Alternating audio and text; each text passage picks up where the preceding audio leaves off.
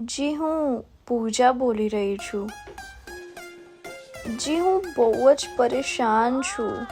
હું તમને લિંક મોકલું છું જેમાં મારા એડ્રેસનું લોકેશન છે. તમે ત્યાં જલ્દી આવી જાઓ ને, મને બહુ જ એકલું ફીલ થાય છે. આવો ને. ભાઈ 21 દિવસમાં પૈસા ડબલ પૈસા લોભી પૂજા.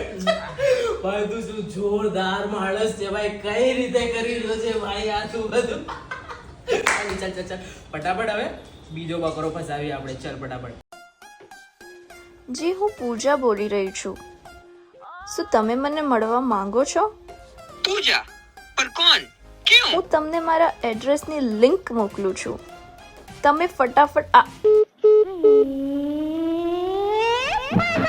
આ વખતે સીધું બ્લોક. ભાઈ આ જરૂર એરટેલ યુઝર લાગે છે યાર. એરટેલ બહુ સ્માર્ટ થઈ ગયું છે. તું વોટ્સઅપ, ટેલિગ્રામ, ઇન્સ્ટાગ્રામ, SMS કશે બી લિંક મોકલ ને, એરટેલ તને સીધું પકડીને બ્લોક કરી દેશે. ઇવન કોઈ એ લિંક પર ક્લિક બી કરી દીધું ને તો બી એરટેલ એને સીધું બ્લોક કરી દેશે. ये समस्या है। તો ભાઈ હવે તો પૂજા શું કરશે? તો હવે પૂજા કઈ નહીં કરે, નિકાળ એરટેલ યુઝર્સ ને લિસ્ટ માંથી.